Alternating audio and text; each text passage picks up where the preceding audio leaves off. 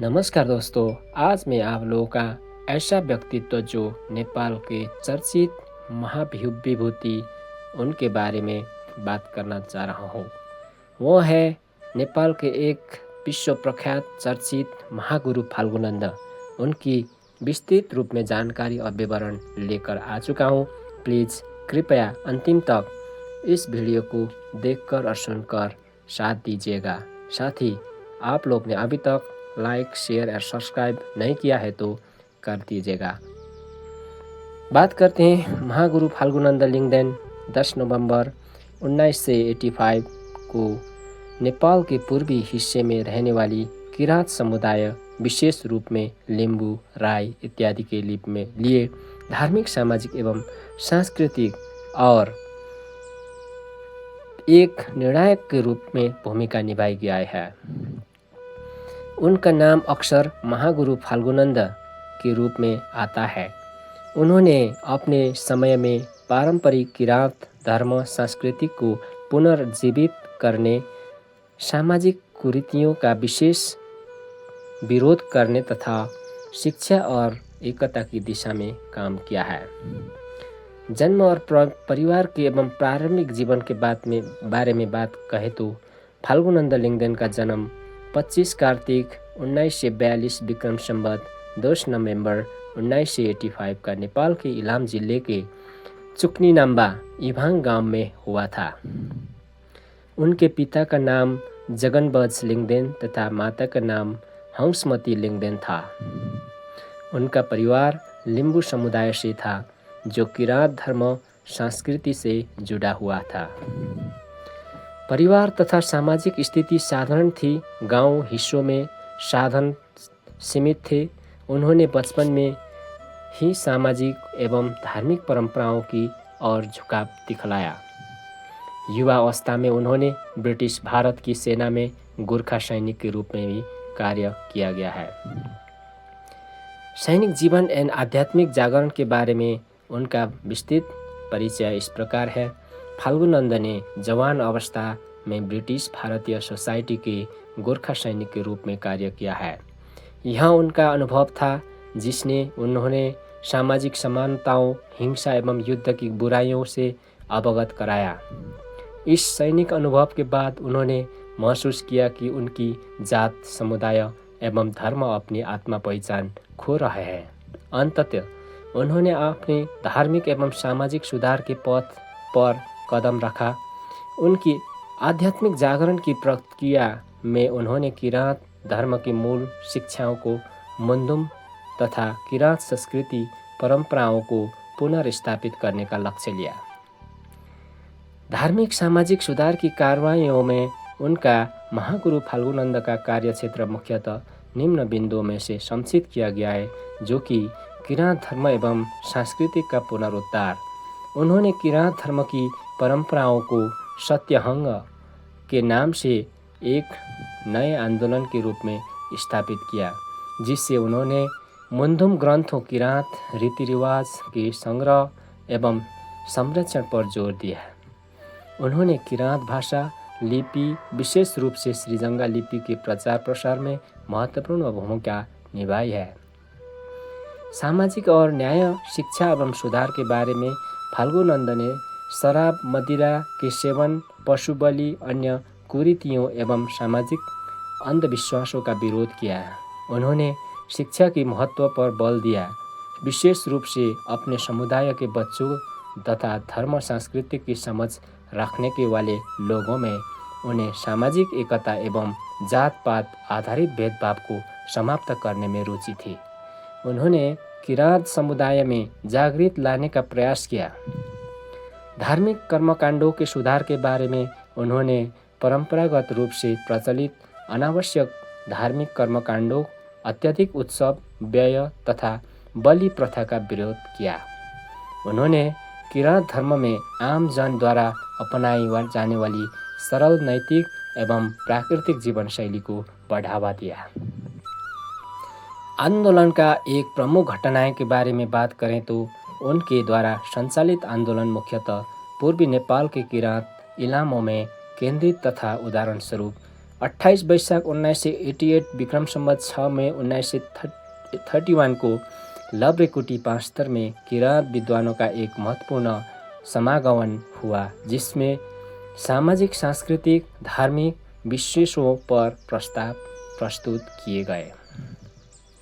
उनके जन्म जयंती के रूप में 25 कार्तिक लगभग 11 नवंबर को फाल्गुन जयंती मनाई जाती है, जिसमें धार्मिक तथा सामाजिक कार्यक्रम तथा श्रद्धांजलि शामिल है।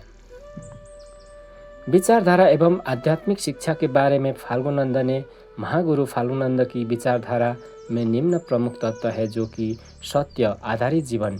उन्होंने लोगों को सच्चाई, नैतिकता एवं ईमानदारी तक के पथ पर चलाने का संदेश दिया है। अहिंसा, प्रेम और प्रकृति सम्मान। उन्होंने प्राणी हिंसा, पारंपरिक बलि प्रथाओं तथा प्रकृति के अपमान का विरोध किया। शिक्षा एवं आत्मा जागरूकता। उन्होंने विश्वास किया कि ज्ञान से ही मन हृदय शुद्ध होंगे तथा सच्च मुक्ति संभव है। सांस्कृतिक स्वावलंबन। उन्होंने किराँत समुदाय को अपनी भाषा, लिपि, परंपरा, धर्म, शिक्षा को आत्मसात करने का आग्रह किया। कई प्रकार की विरोध और चुनौतियां के बावजूद उनके सुधारात्मक कार्यों को सहज नहीं मिला। विभिन्न प्रकार की चुनौतियां आई। परंपरागत धार्मिक मुक्तियों एवं रस्म रिवाजों को बदलने का प्रयास कुछ हिस्सों में विरोध का कारण बना। उस समय नेपाल में राणा शासन था, जिससे सामाजिक, धार्मिक आंदोलन एवं स्वतंत्रता का सीमित थी। इसने उनके कार्य को प्रभावित किया। संस्थागत दस्तावेजों के लेखन का अभाव। उनके जीवन काल में बहुत कम लिखित स्रोत तैयार हुए, इसलिए बाद की पीढ़ियों को इस आंदोलन का पूर्ण विवेचन करने का आसान नहीं था। अंतिम वर्ष एक निधन। उनकी महागुरु फाल्गुनंद ने 4 अप्रैल 1949 को एम्बोङ पाँचतर पूर्वी नेपाल में देह त्याग की। उनका अंत्य संस्कार सिलौटी पाँचतर में हुआ था। उनके जीवन की अंतिम क्षणों में उनका संदेश एवं आदर्श किराँत समुदाय एवं पूर्वी नेपाल के लोगों में गहराई से स्थापित हो चुका था और उन्होंने अपने पीछे एक नया धार्मिक सामाजिक परिदृश्य छोड़ा, जो कि मान्यता एवं विरासत। नेपाल सरकार ने 1 दिसंबर 2009 को उन्हें राष्ट्रीय विभूति नेशनल लुमिनरी घोषित किया। 1993 में नेपाल की डाक सेवाओं द्वारा उनके सम्मान में डाक टिकट जारी किया। किराँत रीति रिवाज के भीतर आज भी फाल्गुनंद जयंती बड़े उत्साह से मनाई जाती है। विशेष रूप से पूर्वी नेपाल में उनके द्वारा प्रोत्साहित शिक्षा, सांस्कृतिक, लिपि, भाषा संरक्षण कार्य आज किराँत समुदाय में सक्रिय है। उनकी शिक्षाएं सामाजिक सांस्कृतिक जागृति का आधार बनी है। बात करें तो आप लोग का सामने महागुरु फाल्गुनंद का सांस्कृतिक महत्व के बारे में उनकी जीवन शैली एवं कार्य ने निम्न प्रकार की सांस्कृतिक अदृश्य परिदृश्य को प्रभावित किया गया है, जो कि किराँत भाषा, लिपि तथा मंदुम परंपरा को पुनर्जीवित करने में उनका योगदान निरूपित हुआ है। सामाजिक बलिदान की दिशा में जैसे शराब, मदिरा, बलि प्रथा, जात पात भेद विरोध का रुख उन्होंने अपनाया, जो उस समय बहुत चर्चित था। धार्मिक सामाजिक आंदोलन की दिशा में उनका काम उस समय के नेपाल समाज के नया था, जहां अक्सर मुख्य धारा के धर्मों तथा सामाजिक संरचनाओं का दबदबा था। उनकी शिक्षाएं आज भी सिर्फ किराँत समुदाय के लिए प्रेरणा स्रोत है और एक सांस्कृतिक पहचान के रूप में काम करता है। बात करें तो हालांकि उन्हें व्यापक सम्मान मिला, लेकिन उनके काम को लेकर कुछ विद्वानों एवं सामाजिक राजनीतिक पक्षों के कुछ सवाल उठे, जो उनके द्वारा स्थापित सत्यहंगम धर्म आंदोलन के कुछ लोग किराँत धर्म का नया रूप मानते हैं और इसे पारंपरिक किराँत धर्म से अलग मानते हैं। कुछ आलोचक उनके कार्यों को यह कहकर देखते हैं कि उन्होंने किराँत धर्म को हिंदू धर्म के प्रभाव से पूरी तरह मुक्त नहीं किया, बल्कि उसमें कुछ हिंदू तत्व भी मिल गया है। दस्तावेजों स्रोतों की कमी के कारण उनका जीवन व कार्य पूरी तरह वैज्ञानिक इतिहास रूप से विवेचित नहीं हुआ है। इसलिए शोधकर्ताओं के बीच उनके आंदोलन की व्याख्या पर मतभेद है। वर्तमान की उनका प्रभाव क्या है, आप लोगों को मैं यही स्क्रीन के थ्रू बताना चाहता हूँ। आज के समय में महागुरु फाल्गुनंद की छवि निम्न रूप से देखी जाती है। किराँत समुदाय लिंबू, राय, यक्खा, सुनवार आदि में उन्हें एक सांस्कृतिक धार्मिक नायक माना जाता है।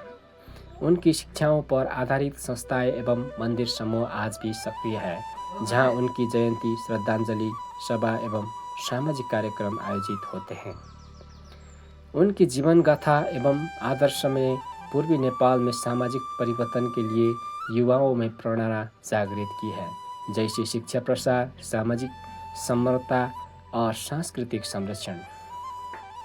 नेपाल सरकार एवं स्थानीय प्रशासन द्वारा उनके सम्मान के कार्यक्रम आयोजित किए जाते हैं, जिससे उनकी याद विरासत जीवित बनी हुई है।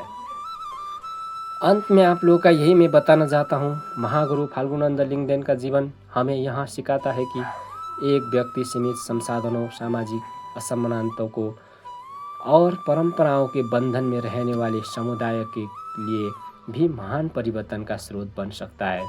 उन्होंने अपने समय में पुरानी सामाजिक और धार्मिक प्रवृत्तियों को चुनौती दी, शिक्षा, संस्कृति एवं आत्मजागरूकता का प्रचार किया। किराँत धर्म संस्कृति को नए संदर्भ में पुनर्स्थापित किया गया। अपने समुदाय को एकता, समान और स्वावलंबन की दिशा में प्रेरित किया गया है। उनका अंतिम समय तो उन्होंने सामाजिक धार्मिक कार्य में समर्पित बिताया, पर उनकी विरासत आज भी जीवित है। उनकी गौरव कथा हमें बताती है कि सांस्कृतिक, धार्मिक पुनरुद्धार, सामाजिक परिवर्तन एवं शिक्षा प्रसार के क्षेत्रों में आज भी प्रेरणा मिल सकती है।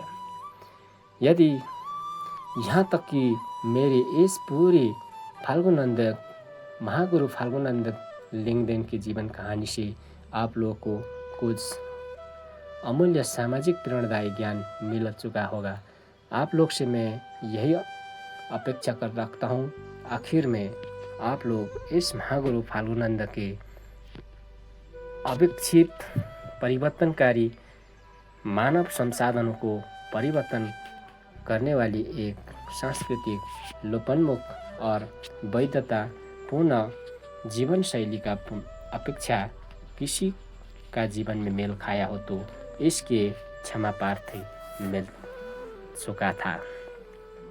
जैसे आप लोग को परिवर्तन में अभी तक किसी प्रकार की नया सोच और विचार के आधार पर चल रहे हो, या इस धर्म के बारे में किसी भी प्रकार की आप लोगों का दुश्मन है, तो इसी वीडियो और ऑडियो की थ्रू किसी न किसी कमेंट छोड़कर मुझे अमूल्य समय देना नियति ज़रूरी है, क्योंकि अभी का जनरेशन में ये सांस्कृतिक परंपराओं के बारे में कोई किसी भी को पता नहीं है। किस तरीके से अपनी प्रकृति से जुड़ी हुई अपनी मानव एकता और मानसिकता को किस तरीके से आगे बढ़ना चाहिए, ये हमें यही महागुरु फाल्गुनंद से जान सकते हैं। उनका कठिन परिस्थिति और दबदबावों में जूझ कर भी अपनी शिक्षा और अपनी धारणा विचार को अभी तक जागरूक करके फैला गया है, जिससे हमें पता चलता है कि आज की दुनिया में हमें मानव हिंसा और अंधविश्वासों में गुजारना नहीं चाहिए, ताकि अपनी स्वतंत्र और बल बुद्धि और शिक्षा के रूप में आगे बढ़ना चाहिए। साथ ही स्वतंत्र रूप से अपनी जीवन यापन और प्रकृतियों से जुड़ी हुई अपनी ज़िंदगी को आगे बढ़ाना नियति ज़रूरी है। तो इसीलिए आप लोगों से यही अनुरोध करता हूँ कि इस वीडियो देखे होंगे और यहाँ से बहुत सारे ज्ञान प्राप्त मिल चुके होंगे। साथ ही अभी तक इस चैनल को सब्सक्राइब और लाइक नहीं किया है तो ज़रूर कर दीजिएगा, ताकि अगले वीडियो में ऐसी अच्छी ज्ञान और इन्फॉर्मेशन की बारे में मैं जानकारी देता रहूँगा। अभी के लिए यहीं से विदा मांगना चाहता हूँ। हवस् त, नमस्ते।